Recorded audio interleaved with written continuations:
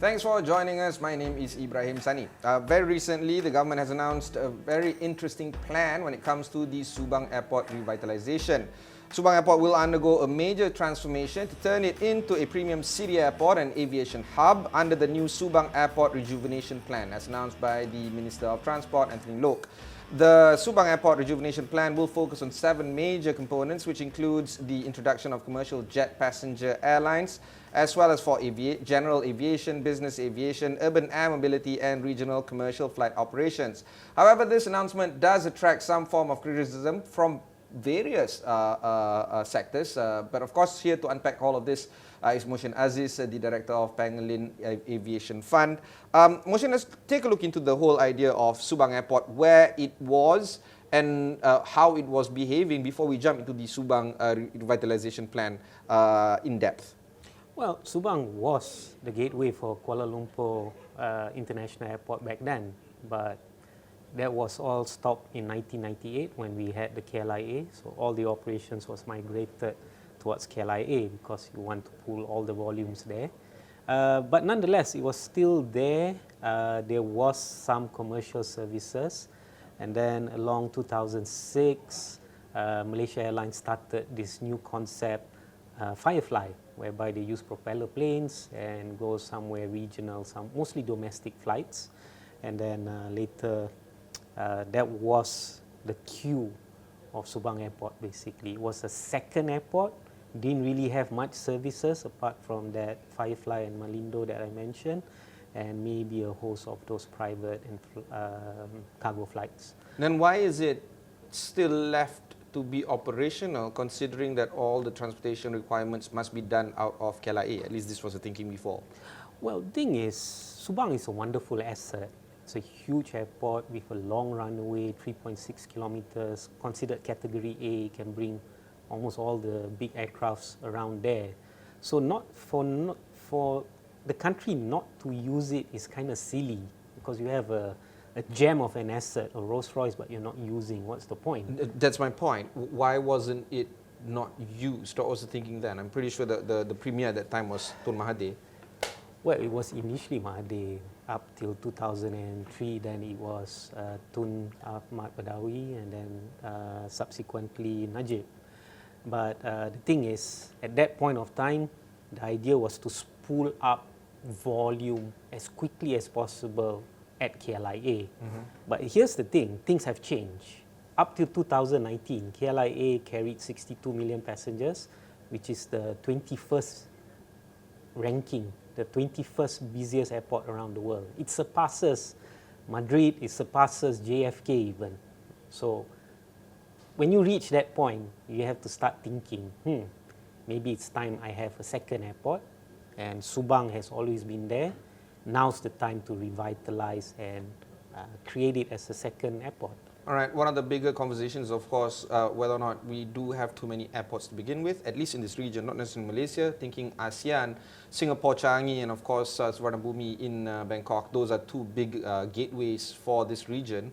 And now we're creating a third one in KLIA. Do you feel that the clientele is going to be different in terms of how we service our aviation customers? On the contrary, no. I think 3 airport is actually a good number. We should have this number, because let's think about this. Greater KL has a population of about 8 million people. London is also a cosmopolitan that has around 8 million people. They've got about 5 airports. And here's the thing, you have to think of it from a view of safety, comfortness and ease of usage, because let's just say something happens at KLIA. I don't know, earthquake, malfunction of system, sabotage. I'm not saying it's going to happen, but you know, as a premier, you have to think of all conceivable consequences. If something happens in KLIA, you need a backup. Subang is the only backup, because the nearest big airport would be Penang or Langkawi, Johor, which is miles away. So that's why, from a view of security, this is a requirement for a country, for a city that has 8 million people, taking about 60, 70 million passengers per year. You need security. Is that what's happening with Don Muang and Suvarnabhumi? Well, they've gone that stage far longer because they've surpassed that 50, 60 million passengers per year. And of course... How does Changi manage this single risk profile? Well, the thing is, Changi has a second airport called Seletar, but it cannot do much. Yeah. But they tap into Johor and also KLIA as their main backup airport. So if something were to happen in Changi, a lot of emergency flights will be landing in Senai and KLIA. So we've been very nice to them. Yeah, all right. That's always been a situation, sibling rivalry that goes on far longer than that. All right, let's talk about the criticism right now. One of them is, of course, pollution, traffic jams, noise, everything. When it comes to Air Asia, for instance, making their move into Subang Airport, we're looking at some property developers that might inherently benefit from this deal. There's so many criticism. I don't know where to begin, Mohshin. Well, there's never a situation where everybody's happy. But we have to look at the gist of the matter. This is a transportation asset for the whole rakyat, not for just the person who lives nearby the airport, namely Subang, Subang Jaya, Shah Alam. Yes, there will be noise, there will be disturbances having an active airport around your backyard. But let's remember, the airport was there first before Subang Jaya developed. The airport was there first before Shah Alam was built. So you have to be honest with that respect, right? You move there fully knowing it's an airport.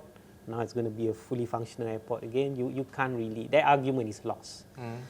And then think of the benefit for the rakyat. You have an airport that's closer to the city, very beneficial for people who live on the west side of KL, Klang Valley.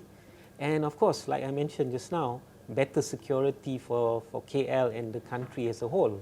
So looking at totality, right, you have to look at the big picture from an economic point of view, from a security point of view, from an ease of comfort for people point of view. It trumps all the criticism. But even like major airports like the Kai Tak Airport, the old airport in Hong Kong, and Heathrow Terminal 4. In fact, Mayor Sadiq Khan warned based on the notion that he's going to oppose, say for instance, the T4 in Heathrow. These considerations that is coming from the community, yes, one airport is there before the communities moved in, but now the community is there. Should we now think about the redevelopment of the airport in contrast of the requirements of the community? Well, you see, certain things Malaysia and Asian airlines do better than Europe and America. One of them is our fleet, our aircraft are very young. They consist of almost all the most modern aircraft money can buy right now. So their noise footprint and their pollution footprint is actually very low on a greater scheme of things. And also there are things that Malaysia can adopt to mitigate this pollution and also noise disturbances. I mean, for example, if you talk about London, there's a perfect airport that I can put into mention. It's called the City Airport. Yeah. It's just 2 kilometers off the central financial district, right in the heart of a suburb, London, Zone 2 even. Yeah. Yet, aircraft land and take off every day there. But, the country is very progressive and they do things to mitigate the situation. I mean, the aircraft are forced to land and take off in a very steep manner, steeper than normal practice in other airports. That reduces the noise footprint on the ground. And also, they are very functional in the sense of the first flight is only at 8:30 a.m. and the last flight is 10 a.m. On Sunday, they are closed. There's hardly any services on Sunday because it's a church day. Moral of the story is that if you really want to make it work, you can make it work, is what we're trying to say. Exactly, right. All right, let's look at the players right now in the Sultan Abdul Aziz Shah Airport, the Subang Airport right now. SKS Airways, Firefly, Batik Air Malaysia are the commercial turboprop services that's currently operating out of there. Cargo Airlines, Raya Airlines is the only one that's operating out of T2, Terminal 2 of Subang Airport.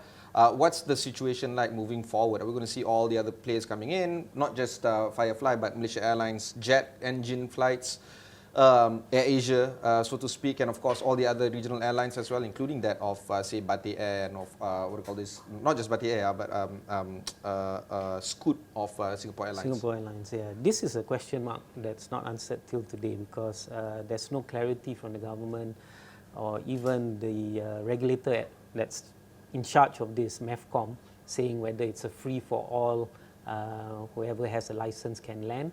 But there was some market murmurs on the paper saying only those who are operating out of Subang right now will be given the license to migrate into a jet operation. So that means Firefly, Malindo, and also SKS Airways. We'll have to wait and see. From a personal view, I believe it should be free for all, because when there's competition, ultimately the users or the rakyat benefits the most. So why should we not do that? All right, I still want to, there's so much things to unpack, all right? We look at the recent announcement of the rebranding of the KLIA and KLIA2 into KLIA Terminal 1 and Terminal 2. We're looking at the urgency of the redevelopment of the Subang Airport, because it's not just developing the airport, it's of course redeveloping the areas around it as well, perhaps even 10 to 20 kilometers out of that airport. We're also looking into the country needing more resources to build our aviation services. So there's a lot that needs to be done, and it seems like Anthony Look is hitting the right notions, but is he on the right path? What kind of work are we going to expect for these redevelopments to be done? In fact, let's start with a quick one. What's the point of rebranding Terminal 1, Terminal 2 KLIA? Confusion, to avoid confusion. Even, you know, a lot of people are familiar flying all around the world, and they're very used to Terminal 1, 2. And this KLIA, KLIA 2, it's like confusing. Why do it in the first place? Things like this is, you know, why reinvent the wheel? It's been Terminal 1, 2, 3, 4, 5 now at Heathrow. I blame youthful exuberance wanting to be hip-hop. Okay. They learn even the their KLIA lessons. 2 branding was small caps KLIA 2. I just know. Somebody in Malaysia airports back then think it was hip-hop. But, you know, we all make mistakes. We learn from it. Okay. I give them credit. Okay. They're admitting the mistake and they're going back to industry norms. Kudos to them. All right. The new system enables foreigners from 7 countries to scan their passports into a machine. This is passport recognition. And the machine will scan the facial biometrics that allow a person to go through. This is a fully automated and does not require immigration officer to see the passport to be stamped. These are the kind of software developments that is allowing for better passenger travel. Will we see these kind of rollouts in our airports? It's already started 1st of February at KLIA, Okay. and then they're going to roll it out to all the international airports eventually. I think this is a good development. The technology is there. In fact, Malaysians, we've been using AutoGate for 20 years. It works. Yep. So we know it works. Now we're just going to expand it to 7 countries. So this should reduce the traffic, the queuing. It'll make the whole place more stress-free. Okay, the 7 countries that you can speak of is Singapore, Brunei, New Zealand, Australia, UK, US, and Saudi. Correct. And of course, does Malaysian look at getting the same benefit of going into these countries, especially Singapore, where a lot of us go there? Right now, Singapore and Brunei is already reciprocal, done. The other countries, I heard the major airport entries, yes, they've already ratified and accepted Malaysia airports. But the smaller airports will probably be work in progress. So progressively, we will get this benefit too. All right.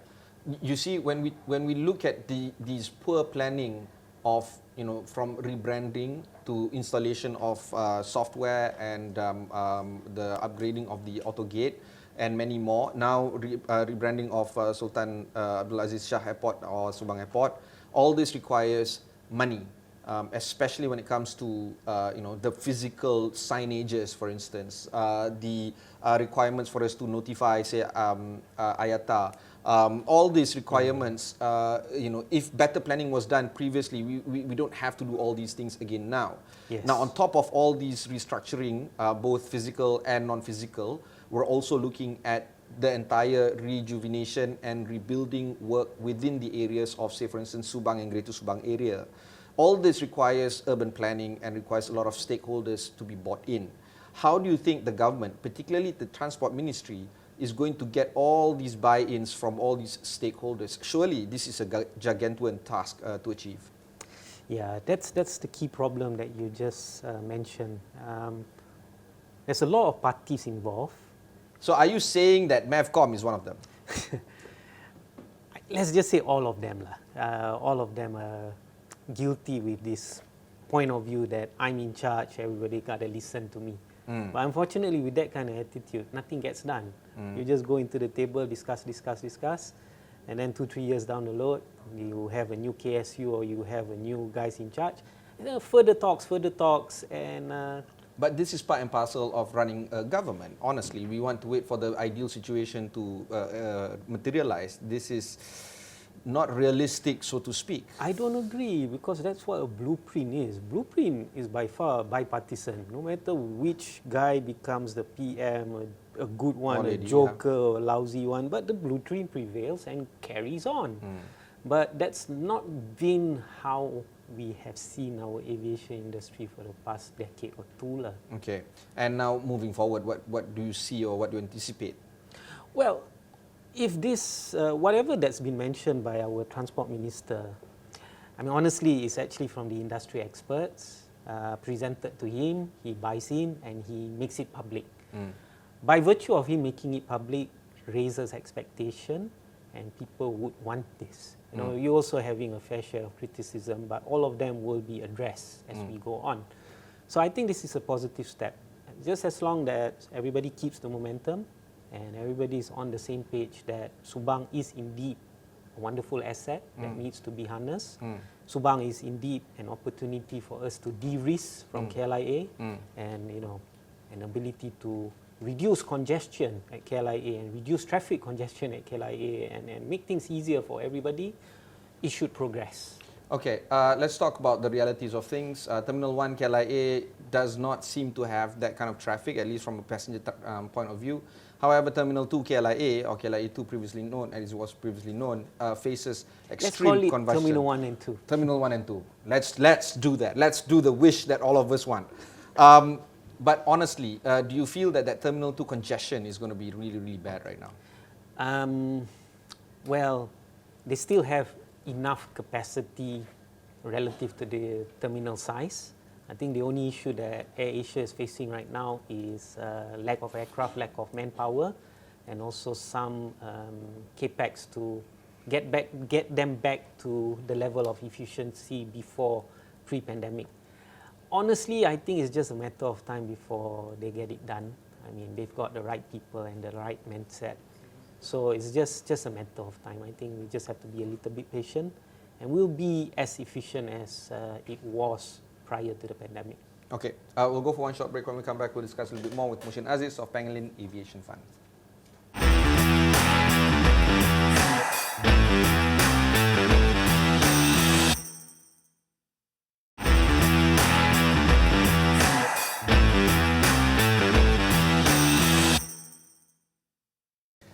Thanks for continuing on with us. I have with me Mohshin Aziz of Pangolin Aviation Fund. Mohshin, let's talk a little bit more about the Subang Airport Rejuvenation Plan per se.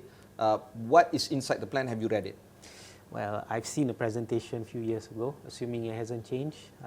It entails the expansion of Sky Park and also a possible second terminal. I mean, right next to Sky Park was where the second terminal of the good old days of Subang, and that particular terminal serves Kuala Lumpur to Singapore. It's very old. I don't think they can, let's just say, modify, salvage. It's not worth it. I think... You're talking about Terminal 1 or Terminal 2 of Subang? Two. Okay. So I think it's probably going to be demolished and then something new, modern, that can fit the requirements of today will be built. Right now, Terminal 2 is currently servicing the Raya Airways cargo airline. This is the other airline operating non-passenger, non-turboprop carrier. That's right. Ideally, Terminal 3 is the biggest space, but it's been fully taken up by MRO guys, Airbus and Aerocopter. So I don't think they can be pushed out anyway. So realistically, it's only T2 that can be, let's just say, redeveloped. What's happening with T1? T1 is where Sky Park is. Oh, yeah. Okay. Right, let's talk a little bit more about the kind of players that is anticipated to come in. There was a big talk in terms of a tycoon that was facing a lot of opposition. This was just 2 years ago, if I'm not mistaken. Yes. Is this character still in the picture? As far as I'm aware, no. We'll probably get better clarity 2 months from now, because that's the so-called time period that the minister has told Malaysia Airports to come up with a plan and explanation. Okay. But I think if you give it to Malaysia Airports, their focus will be very aerocentric. So they will build terminals, they will build facilities that attract aviation companies, The one that the previous character you mentioned, he's thinking more of property development, golf course, houses, commercial areas. That's not what Malaysia Airport does. So Okay. it will be very Aerocity centric. Sorry, I just got to dial back. You want to build airports, you give the airport guy, right, to do it, or lady? No? Precisely, right? It's a no-brainer, but funny things happen from time to time. Yeah, like the KLIA 2 branding. Let's talk a bit more about MAAHB. We've had the Malaysia Airports over on the show specifically a few times already. There's a lot of the progress and development that is going to take place at Sepang, which is rightfully so, their mandate. Do you feel that they have the wherewithal and, of course, the leadership to pull off whatever that is needed from this Subang Airport rejuvenation plan? It's hard to say because... Okay, so that's not a yes. Got it. Done. What? That's not a vote of confidence, Mohshin. Well, you see, you want to be optimistic, but when you look at the person's track record, there's not much from Malaysia Airports. They don't really have much to show for, except for KLIA 2, should be Terminal 2, by the way. Yeah. And everything else is just small expansion of existing facility. So who needs to do this SARP? I mean, Malaysia Airport can easily JV with foreign airports that have achieved success in building an Aerocity. The best example would be Schiphol of Amsterdam. Yeah. They have a full functional airport city within Schiphol, Yeah. and it's very successful. So that can be an opportunity that they venture as well. Partner up with JVs from As far as other you know, parts. are they thinking about this? I'm not sure because I've not that's fine. met them for a while. Yeah. But it's basically one of a very functional way to do things. Okay, we don't have much time left, but just to round up the conversation, in your opinion, do you feel that the Subang Airport Rejuvenation Plan is a good idea? Do you feel that this is something that is needed for the country to boost not just our aviation, but perhaps our commercial areas within the aviation sector? And what we can think about in the area per se, in Subang? And of course, would this cannibalize the KLIA 1, Terminal 1 and Terminal 2 businesses? There's a lot of questions. I'll Yeah. try my best. First of all, it's a fantastic idea. Subang is a gem. They should have done this 10 years ago. And then two, it's an opportunity for us to outdo our rivals, namely Singapore, and putting a name. They only have one airport and they will only have one airport forever and ever. Yeah, but hang on, Changi is the best airport I've been to. I will state my, and I'm a Johorian, so I don't like saying it, but it is what it is. Well, here's an opportunity for us to reduce the gap, and maybe in another generation or so we can actually supersede. But we've got to start somewhere. We play to our strength. We got these two functional, Yes. high-quality airports. Let's use them. So that's my view on things.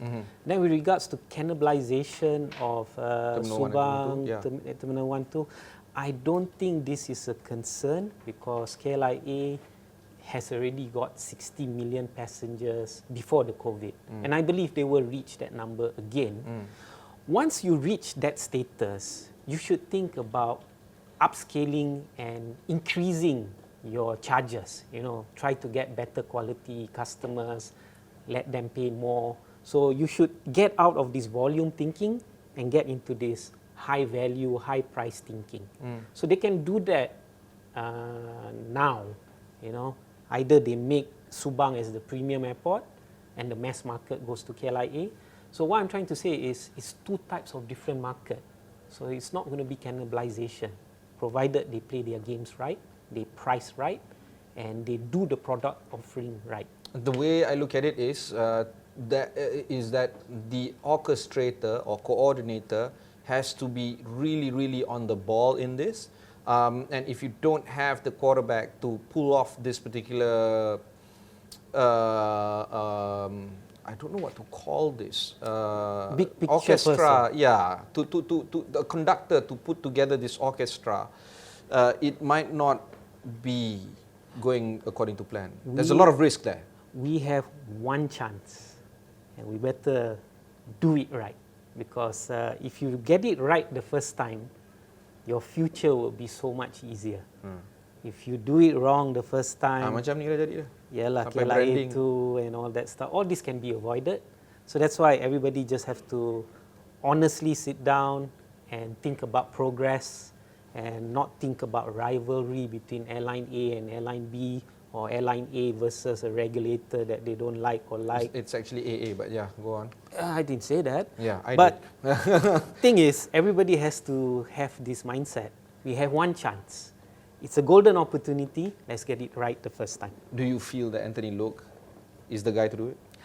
I think so, because Anthony Loke, I mean, there's good things about him, but certain things, seems like he's a man in a great hurry.